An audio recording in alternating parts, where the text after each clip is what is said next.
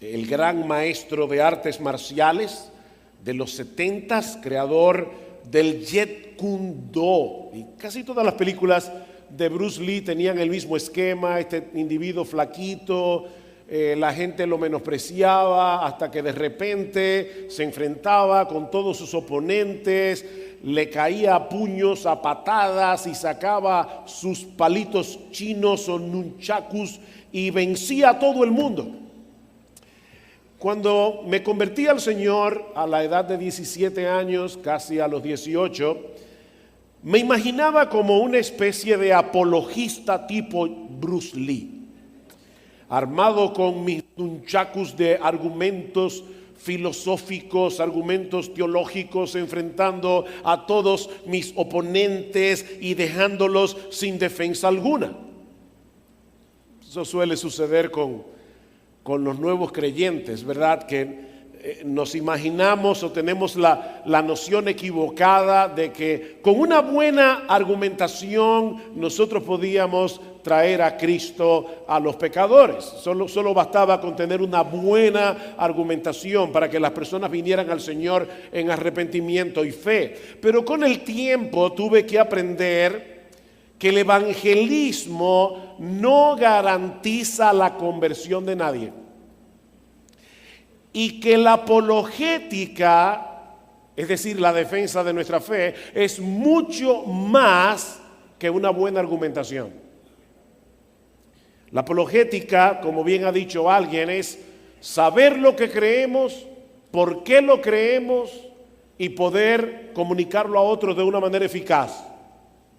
La palabra viene de apología, que significa defensa. Es saber lo que creemos, por qué lo creemos y poder comunicarlo a otros de una forma eficaz. La apologética es algo así como preevangelismo.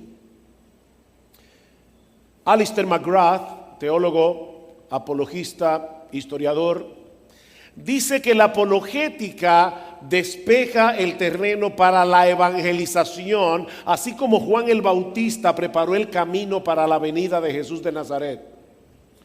Y más adelante añade que la apologética nos ayuda a construir puentes con nuestra cultura, preparando el camino para la proclamación del evangelio.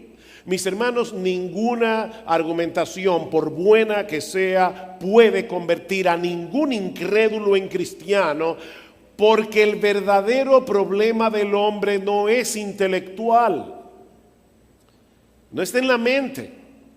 El verdadero problema del hombre es moral, es espiritual.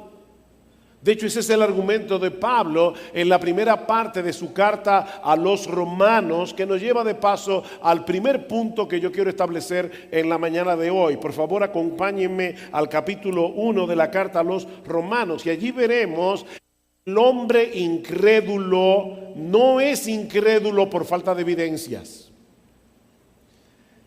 no es por falta de argumentos. El hombre incrédulo es incrédulo porque no quiere creer, porque no quiere ser convencido, no importa qué tan buenas sean las evidencias. Dice el apóstol Pablo en Romanos capítulo 1 versículo 18, porque la ira de Dios se revela desde el cielo contra toda impiedad e injusticia de los hombres, que con injusticia restringen la verdad, porque lo que se conoce acerca de Dios es evidente dentro de ellos, porque Dios se lo hizo evidente, porque de la creación del mundo, sus atributos invisibles, su eterno poder y divinidad se han visto con toda claridad, siendo entendidos por medio de la creación, de manera que no tienen excusa. Los incrédulos restringen la verdad. Esa palabra da la idea de contrarrestar una fuerza que nos impulsa hacia el otro lado. Mis hermanos, nuestro Dios ha dejado sus huellas dactilares, por decirlo de alguna manera, en todo lo que existe, y le ha dado al hombre la capacidad de entender esa evidencia. Pero el hombre ha decidido voltear la cara, mirar hacia otro lado. Es a eso que se refiere Pablo cuando dice en el versículo 19 que lo que se conoce de Dios es evidente dentro de ellos, pues Dios se los hizo evidente. Mis hermanos, Dios ha dotado al hombre con una capacidad natural que debería llevarlos a esa conclusión de manera intuitiva. Dios existe, Él es el creador. Aunque la creación no revela obviamente todo lo que nosotros necesitamos conocer acerca de Dios, sí revela lo suficiente como para saber que Él existe, que Él es poderoso, que Él posee las propiedades que naturalmente asociaríamos con la deidad. Por simple observación, nosotros sabemos que todo efecto tiene una causa. Y que esa causa debe ser suficiente para explicar el efecto. Imagínate que tú dejas encendida tu computadora, sales de casa, cierras la puerta y dejas al gato adentro. Cuando llegas en la noche, encuentras en la pantalla de tu computadora, que recuerda que se ha quedado encendida, un mensaje que dice: prepárate para morir, ha llegado tu hora. Eso pudiera ser una broma de mal gusto o pudiera ser una amenaza real. Lo que es absurdo es que tú llegues a la conclusión de que el gato se subió encima de tu escritorio, caminó encima del teclado y de una manera accidental escribió ese mensaje. Y todavía más absurdo creer que el gato lo hizo a propósito. No, eso es imposible. Esa causa no es suficiente para explicar el efecto. Ven, cada causa tiene un efecto y el efecto debe poder explicar esa causa. O imagínate que tú estás escalando el Pico Duarte, para hacerlo, ¿verdad?, más regional. Estás escalando el Pico Duarte y en medio de un paraje salvaje, agreste, te encuentras con un jardín cuidadosamente diseñado. ¿Tú has visto esos jardines que aparecen en esas películas europeas como los jardines de Versalles? Bueno, imagínate que te encuentras en medio del Pico Duarte, un jardín con fuente y todo. Por más que alguien trate de convencerte de que ese jardín se formó por accidente a través de cambios geológicos que duraron millones y millones. Los evolucionistas creen que todo lo explican con millones y millones de años. Tú sabes muy bien que esa explicación no tiene sentido. El jardín requiere de un jardinero. Hay un diseño allí que demanda la existencia de un diseñador inteligente que plantó y colocó cada árbol y cada fuente con un propósito. Ahora, noten algo interesante, hermanos, porque quiero convencerlos cuando ustedes vayan a evangelizar que ustedes tienen delante de ustedes a un incrédulo que dentro tiene un aliado contigo. Fíjate, hermano, que el hombre fue creado de tal manera, está hecho de tal manera que es incapaz de encontrarse con un jardín en medio del Pico Duarte y no tratar de buscar una explicación. El hombre razona, el hombre piensa lógicamente, se hace preguntas. Es por eso que las novelas y las películas policíacas son tan populares. Hay una curiosidad natural en el hombre que lo mueve a atar cabos y sopesar la evidencia para saber finalmente quién hizo lo que hizo. Pero mis hermanos, no hay novela, no hay película policíaca que plantee un caso tan fascinante como la existencia del universo y nosotros adentro de él. Ese es un caso fascinante. Y solo tenemos dos opciones para poder explicar esa realidad. ¿O el mundo es el resultado de fuerzas ciegas, impersonales, que produjeron por accidente todo cuanto existe, o fue hecho con un propósito por un ser racional e inteligente? No hay otras opciones, son solo dos. Y lo que Pablo está diciendo en Romanos capítulo 1 es que toda la creación está repleta de evidencias que nos hablan de un creador omnipotente, lleno de sabiduría, que hizo todas las cosas de acuerdo a un plan predeterminado. La creación enseña eso. Y eso está tan claro, dice Pablo, que el hombre que no se postra ante Dios en adoración y con un corazón agradecido queda sin excusa. ¿Y saben cuál es la palabra que usa Pablo allí? Apología. Queda sin defensa cuando tenga que presentarse delante del tribunal de Dios para dar cuenta de su vida. El hombre sabe que hay un Dios, dice Pablo, pero pretende vivir como si no lo supiera. Versículo 21. Pues aunque conocían a Dios, ven, conocían a Dios, no le honraron como a Dios, ni le dieron gracias, sino que se hicieron vanos en su razonamiento y su necio corazón fue entenebrecido. En otras palabras, el hombre padece de una pecaminosa e inexcusable deshonestidad intelectual.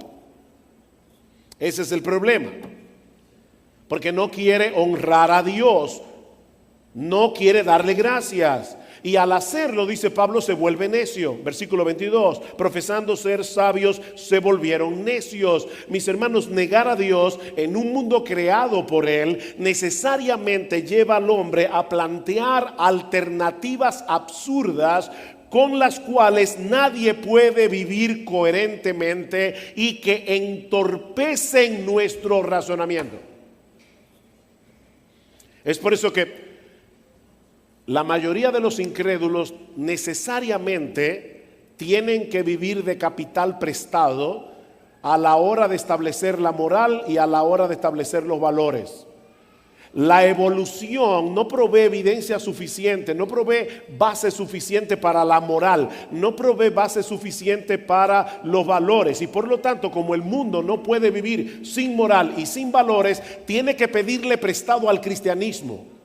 El incrédulo vive de capital prestado.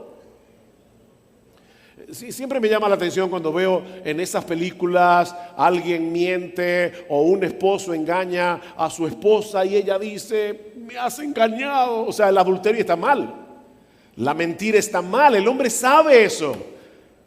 Es imposible vivir sin una moral, pero en un mundo creado por accidente, en un mundo producto de la evolución, la moral no tiene sentido. Uno de los químicos más importantes de nuestra generación es James M. Tour. De hecho, está calificado entre los 10 mejores químicos del mundo en la última década. Con una honestidad impresionante, este hombre confiesa que él no entiende la evolución. Escuchen lo que dice Tour. Entiendo mucho sobre la fabricación de moléculas. Sin embargo, no entiendo la evolución. Déjenme decirles lo que pasa entre bastidores en la ciencia, con los miembros de la National Academy, entre los ganadores del premio Nobel. Me he sentado con ellos y cuando los tengo a solas les pregunto, ¿tú entiendes todo esto? ¿De dónde viene todo esto y cómo ocurre? Hace 7 u 8 años, dice Tour, publiqué en mi página web que no entiendo la evolución y dije, le compraré el almuerzo a cualquiera que se siente conmigo y me explique la evolución. Nadie ha aceptado mi invitación. La Atheist Society, es decir, la sociedad atea, me contactó. Dijeron que ellos comprarían el almuerzo y desafiaron a sus miembros que alguien vaya a Houston, almuerce con ese tipo y hable con él. Nadie ha venido. Detienen con injusticia la verdad. El fisiólogo George Wald, profesor emérito de biología en la Universidad de Harvard y ganador del premio Nobel, Él dijo una vez, en otro de esos momentos de honestidad, yo le llamo esos chispazos de cordura. Por favor, escuchen lo que dice este hombre.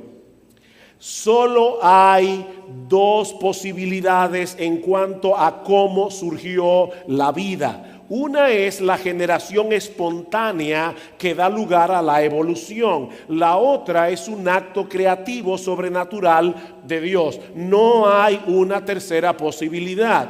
La generación espontánea fue refutada científicamente hace 120 años por Louis Pasteur y otros.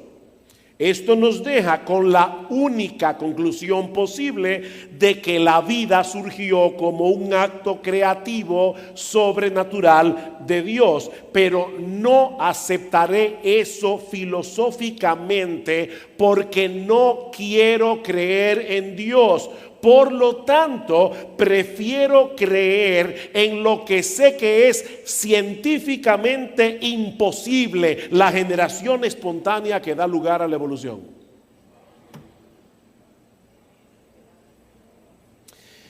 Eso es precisamente lo que dice Pablo en Romanos 1. Los incrédulos no quieren creer. Y es por eso, mis hermanos, que la argumentación intelectual no es suficiente para convencer a un incrédulo.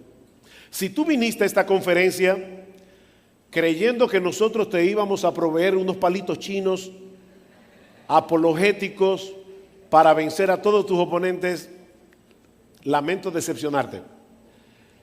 Mira, mi hermano, guarda los palitos chinos. Guárdalos. No es así que nosotros vamos a convencer al incrédulo. Solo Dios puede hacer eso. Y lo hace por el poder de su Espíritu. Y usando como instrumento el Evangelio. Perdón, hermanos, creo que el micrófono, no sé si es la batería o algo, pero se está como apagando de repente. ¿No hay problema? ¿Me oyen bien? Ok. No, yo sé que yo hablo bajito. ¿Quiere esto decir, hermanos, que la apologética no sirve para nada? ¿Quiere esto decir que es inútil usar argumentos? No, mis hermanos. De hecho, yo creo que todo creyente debe prepararse en la medida de sus posibilidades, en la medida de sus capacidades, para poder responder a las inquietudes que se levantan contra nuestra fe, con mansedumbre y reverencia.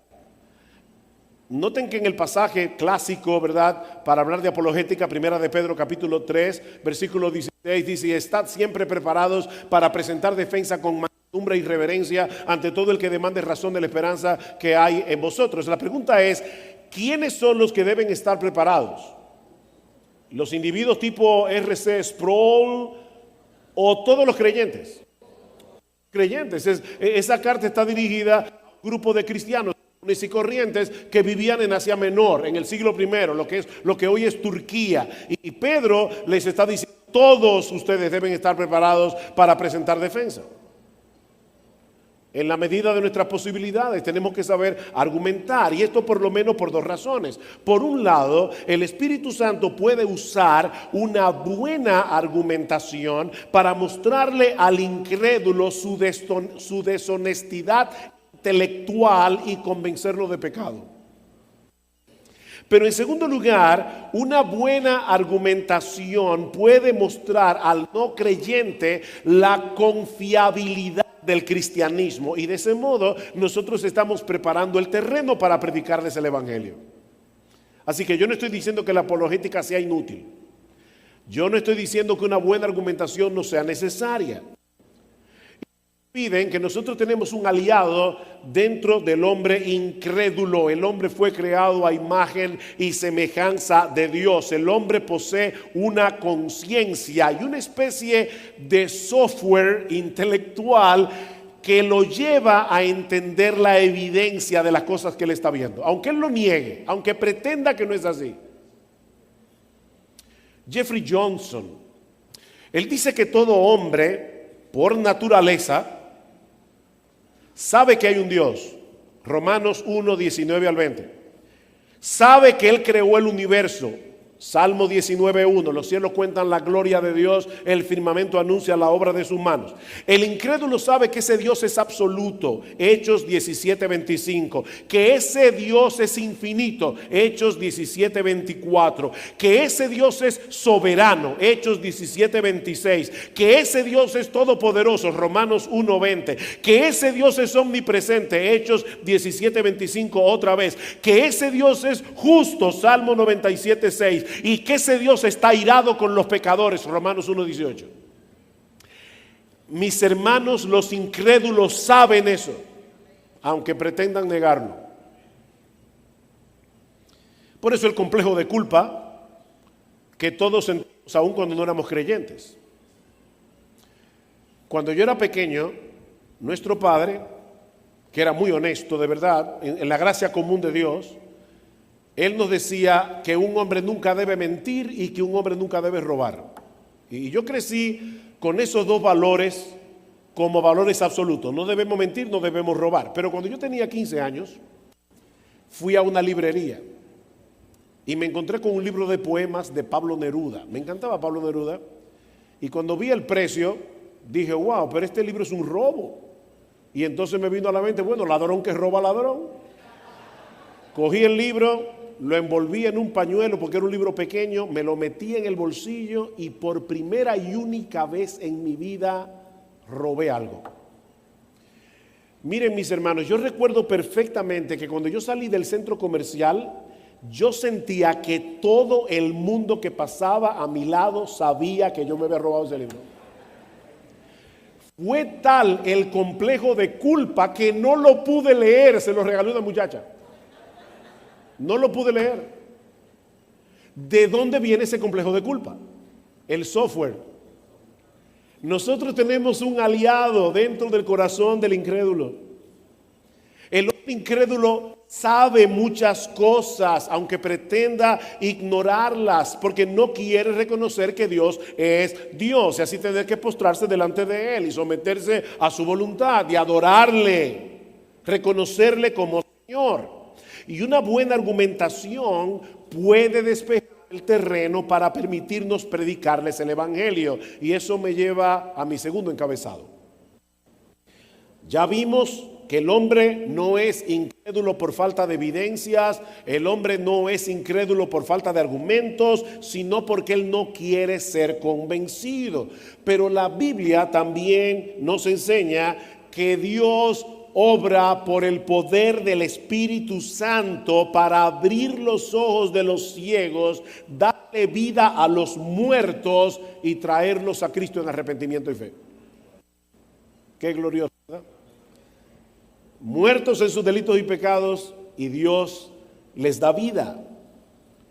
Este mismo pasaje de Romanos 1 es parte de la argumentación de Pablo para introducir el mensaje del evangelio. En Romanos capítulo 1 versículo 16 dice Pablo: porque yo no me avergüenzo del evangelio, pues es poder de Dios para salvación de todo aquel que cree, al judío primeramente y también al griego, porque en el evangelio la justicia de Dios se revela por fe y para fe, como está escrito, mas el justo por la fe vivirá. Y Pablo, ¿por qué nosotros necesitamos ese evangelio que revela la justicia de Dios? Porque la ira de Dios se revela desde el cielo. Ven, hermanos, el evangelio no comienza con el amor de Dios, comienza con la justicia de Dios. El mensaje del evangelio no comienza con Dios te ama y tiene un plan maravilloso para ti. No. El evangelio comienza con la justicia perfecta de Dios que nos condena a todos. La mala noticia que prepara el terreno para la buena noticia. Ahora, recuerden que el propósito de la apologética es despejar el camino para poder compartir el evangelio, para poder compartir la esperanza que hay en Cristo por medio de su vida perfecta, su muerte y su resurrección. Ese es el mensaje que Dios usa para transformar a los pecadores de incrédulos a creyentes. Acompáñenme por favor a 2 Corintios capítulo 4. Segunda carta de Pablo a los Corintios, capítulo 4. Noten lo que Pablo dice en el versículo 3. Y si todavía nuestro evangelio está velado, para los que se pierden está velado, en los cuales el Dios de este mundo ha cegado el entendimiento de los incrédulos para que no vean el resplandor de la gloria de Cristo, que es la imagen de Dios. El hombre está ciego, el hombre tiene una venda, el diablo va a tratar por todos los medios posibles de que él se mantenga en ese estado. La pregunta lógica que debemos hacerle a Pablo es: bueno, Pablo, pero si el hombre está muerto en sus delitos y pecados, si el hombre está voluntariamente ciego y no hay más ciego que el que no quiere ver, entonces ¿para qué le predicamos el evangelio? Escuchen lo que sigue diciendo Pablo en el versículo 5. Porque no nos predicamos a nosotros mismos, sino a Cristo como Jesús, a Cristo Jesús como Señor y a nosotros como siervos vuestros por amor de Jesús.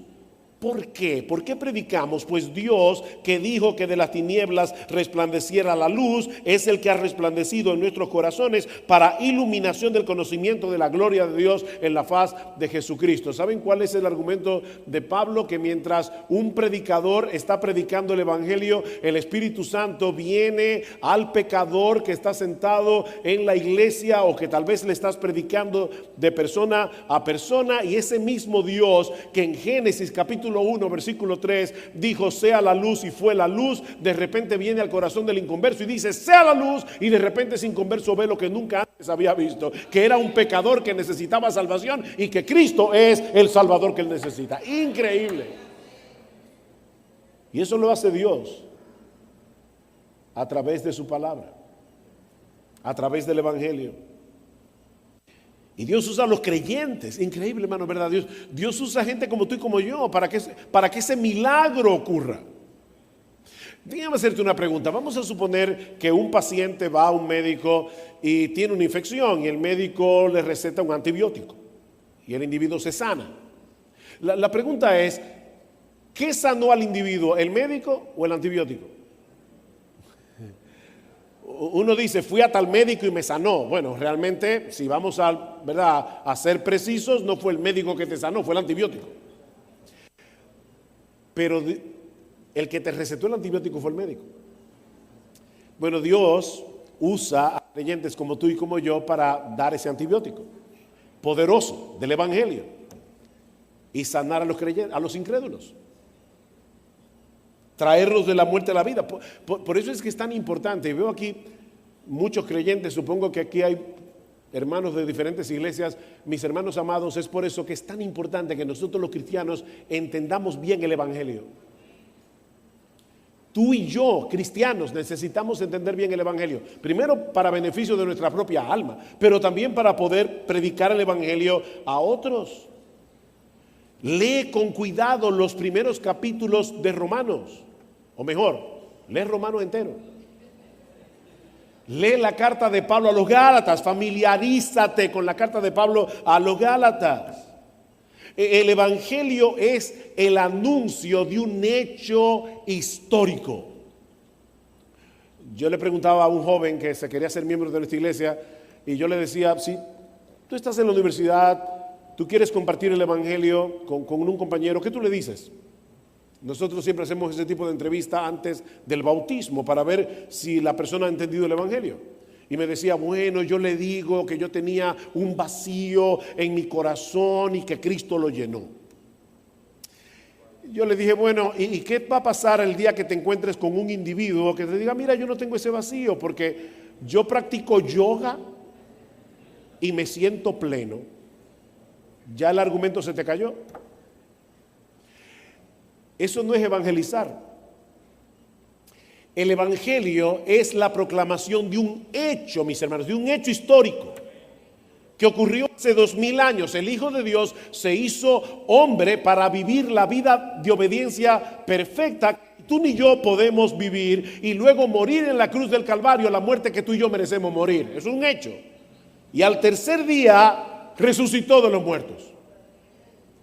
La tumba está vacía. ¿Saben por qué el ángel movió la puerta, la piedra de la tumba? Oh, pastor, para que Jesús saliera. No. Y él no podía salir en su cuerpo glorificado atravesando la piedra. ¿Saben por qué el ángel movió la piedra? No fue para que Jesús pudiera salir, era para que el mundo pudiera entrar y verificar que esa tumba está vacía.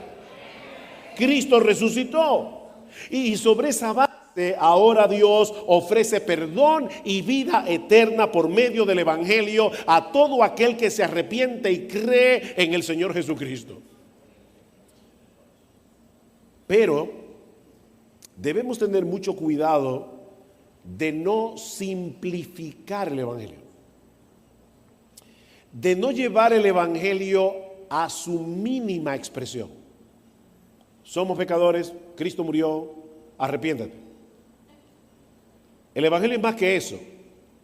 Y por el otro lado, tampoco debemos presuponer que a todo el mundo podemos predicarle el evangelio de la misma manera.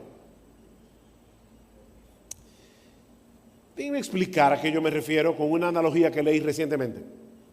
En el año 1666, el físico y matemático británico Isaac Newton descubrió que si un rayo de luz pasa a través de un prisma de vidrio, se divide en los 7 colores del arco iris: rojo, naranja, amarillo, verde, azul, índigo y violeta.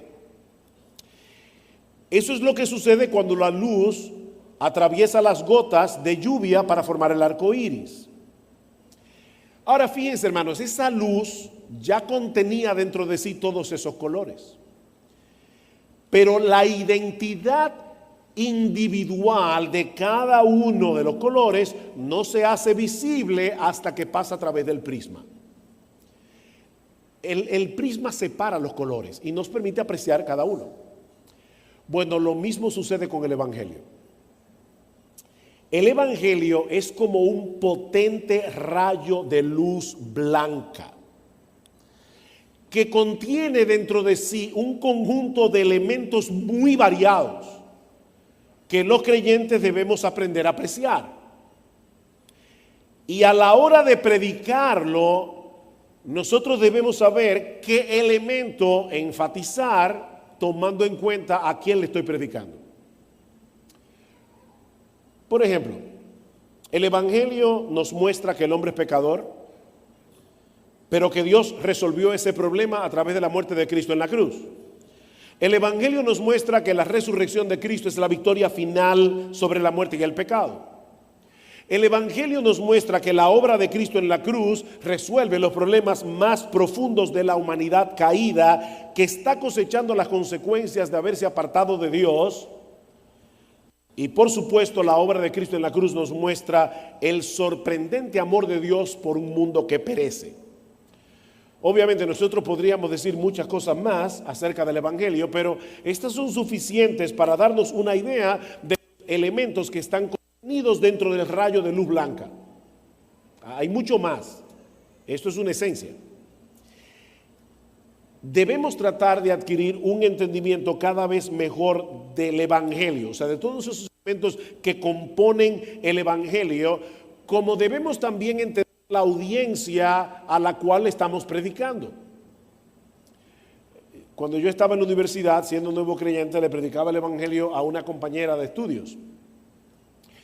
Ella fue conmigo a un estudio bíblico y yo recuerdo hace 45 años, recuerdo que ella decía: es que yo no puedo creer en el evangelio porque yo soy tan mala que Dios no me puede salvar. Fíjense, el problema de esta persona es que se veía tan pecadora que no podía aceptar el amor de Dios. Y es verdad que era tan pecadora que no merecía ser amada. Pero el elemento a enfatizar aquí era el amor de Dios, en este caso. Sin embargo, la mayoría de las veces que nosotros predicamos el evangelio nos encontramos con el caso contrario. Recientemente iba en un Uber, comencé a hablarle del evangelio al taxista y él me decía: bueno, si yo muero voy al cielo. ¿Y sobre qué base? ¿Cuál base ustedes creen? Yo guardo los mandamientos, bla, bla, bla. A ese tengo que enfatizarle la ley. Y tengo que decirle: mira, los 2 mandamientos más importantes son: amarás al Señor tu Dios con todo tu corazón, con toda tu alma, con toda tu mente, con todas tus fuerzas, y al prójimo como a ti mismo. Eso no lo hace nadie ni por un microsegundo. Entonces, yo voy a enfatizar la justicia de Dios, la ley de Dios, el amor de Dios, la muerte de Cristo, pero tengo que saber qué voy a enfatizar de acuerdo a la persona a la que le estoy predicando. Cuando Pedro predicó el evangelio en Pentecostés, su audiencia era judíos y prosélitos. Capítulo 2. ¿Qué hace Pedro? Primero explica lo que está sucediendo a la luz de una profecía de Joel, una autoridad para los judíos, para luego conectar con la expectativa de los profetas del Antiguo Testamento con respecto a Jesús de Nazaret. Y Pedro concluye su sermón diciendo: sepa pues ciertísimamente toda la casa de Israel que a este Jesús a quien vosotros crucificasteis, Dios le ha hecho Señor y Cristo, y entonces les hace llamado al arrepentimiento. Ven apologética y evangelismo.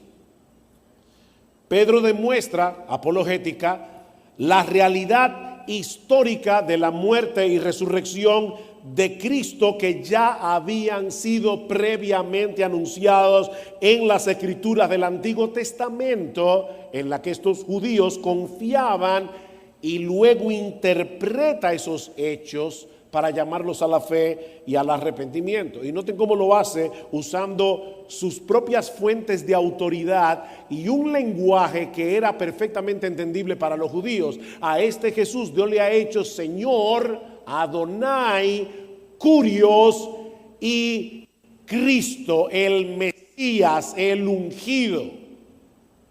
Ese mensaje probablemente no hubiera tenido ningún sentido en un contexto greco-romano.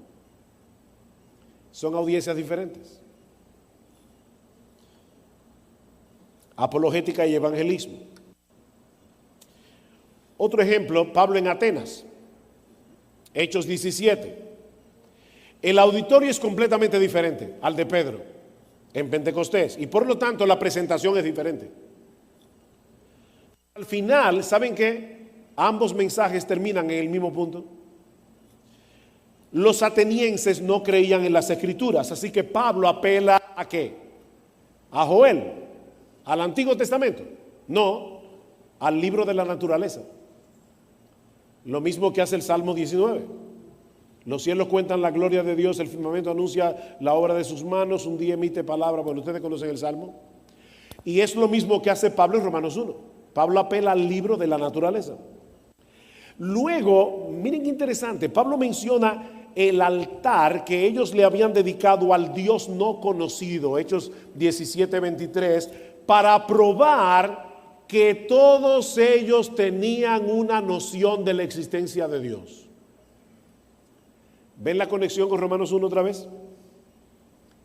Y muy sabiamente refuerza su argumento citando a un poeta griego, Arato de Soli, del siglo IV, que era todo un referente cultural de esa época. Y entonces Pablo le dice: y de una sangre ha hecho todo el linaje de los hombres para que habiten sobre toda la faz de la tierra, y les ha prefijado el orden de los tiempos y los límites de su habitación, para que busquen a Dios, si en alguna manera palpando puedan hallarle, aunque ciertamente no está lejos de cada uno de nosotros, porque en él vivimos y nos movemos y somos, como alguno de vuestros propios poetas también han dicho, Arato de Solí, porque linaje suyo somos. Y entonces Pablo concluye su disertación diciéndole que ese Dios del que ellos tenían un conocimiento intuitivo y que podían percibir por medio de la creación, puede ser conocido únicamente a través de Jesucristo. Y entonces termina con una nota evangelística: pero Dios, habiendo pasado por alto los tiempos de esta ignorancia, ahora manda a todos los hombres en todo lugar que se arrepientan, por cuanto ha establecido un día en el cual juzgará al mundo con justicia por aquel varón a quien designó, dando fe a todos con haberle levantado de los muertos. ¿Ven cómo todo el mensaje vuelve al mismo punto? Jesucristo. Debemos entender el evangelio, pero debemos entender la audiencia a la cual le estamos predicando el evangelio, para saber cuál aspecto enfatizar en la presentación. C.S. Lewis, que fue uno de los grandes apologistas del siglo XX, es un buen ejemplo de esto. Lewis usaba estrategias distintas en sus escritos, sabiendo de antemano que no todas funcionaban de la misma manera.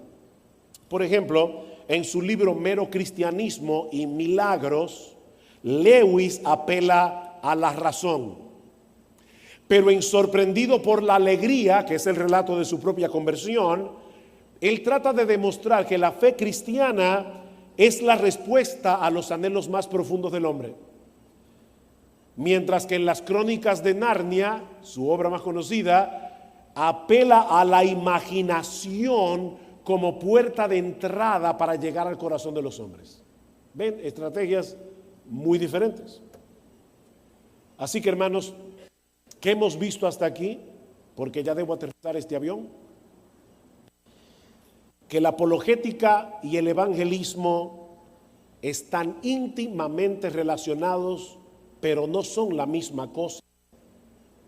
Que la apologética nos ayuda a construir puentes con nuestra cultura, preparando el camino para la proclamación del evangelio, y que no son los argumentos los que Dios va a usar para traer a un pecador de la muerte a la vida, sino el mensaje de Cristo y este crucificado.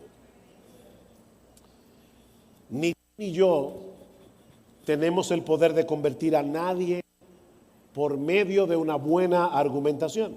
De hecho, ni siquiera por medio de una buena presentación del evangelio. Pero Dios ha prometido usar a sus hijos mientras defienden su fe con mansedumbre y reverencia y les predican el evangelio para la salvación de los pecadores. Yo recuerdo la primera vez que oí el evangelio. Yo vivía en el contexto de una familia que estaba tan lejos del evangelio como cualquier tribu del África. Una madre archicatólica, un padre totalmente agnóstico, que nos crió para ser tan incrédulos como él. Y yo recuerdo que en mi mente no había una cosa más estúpida que ser cristiano. No importa de qué tipo, evangélico, católico, lo que sea. Pero mi mejor amigo se convierte, me invita un sábado en la noche a ir a la iglesia junto con un amigo suyo cristiano. Voy a la iglesia por primera vez. Veo este grupo de jóvenes creyentes. Yo tenía 17 años en ese momento. Veo este grupo de creyentes y quedo sorprendido por varias razones, entre ellas por el hecho de que eran gente normales y eran cristianos. Así que llego a mi casa esa noche, me postro en mi cama y le digo: Dios, honestamente yo no sé si tú existes. Tal vez estoy aquí como un tonto hablando con nadie, pero si tú existes tienes que estarme oyendo. Y si tú me estás oyendo, de verdad yo te quiero conocer. El domingo en la mañana me habían invitado para ir al culto. Llamo a una amiga especial y le digo: anoche conocí a un grupo, después nos casamos, pero eso después. Conocí a un grupo de gente súper interesante. Ellos son cristianos, ellos creen en la Biblia y me invitaron para ir esta noche a la iglesia. ¿Quieres ir conmigo? Me dice: claro. Vamos esa noche a la iglesia. El lunes, por primera vez en mi vida, abro mi Biblia y esa amiga y yo comenzamos a leer la Biblia, fascinados con lo que estábamos leyendo allí. Y hermanos, déjenme decirles algo: yo no tuve que leer ningún libro de apologética, yo no tuve que leer ninguna argumentación. Ese lunes, 2 días después de haber visitado la iglesia por primera vez en mi vida, yo estaba completamente seguro que este libro era la palabra de Dios y que Jesucristo era el Dios encarnado que había muerto por mi pecado. ¿Cómo se explica eso? Por el poder del Espíritu Santo. No es argumentación. Sí debemos capacitarnos en la medida de nuestras posibilidades para mostrar la confiabilidad de nuestra fe, para responder a las inquietudes de aquellos que quieran escuchar, pero no olvides que es el evangelio lo que puede cambiar a un hombre incrédulo y traerlo de la muerte a la vida por el poder del Espíritu Santo. Vamos a orar. Padre, queremos darte muchas gracias por tu bendita palabra y por el bendito Salvador que nosotros tenemos. Gracias, Señor, por cada uno de los hermanos que han respondido a esta invitación y han venido a esta conferencia. Por favor, Señor, capacítanos. Pero sobre todas las cosas, danos tal admiración por la persona de Jesús que nosotros querramos compartir con otros al Salvador que hemos conocido. Alabamos tu nombre, bendecimos tu nombre, exaltamos tu nombre. En el perfecto nombre, en el gran nombre de nuestro gran Dios y Salvador Jesucristo. Amén y amén.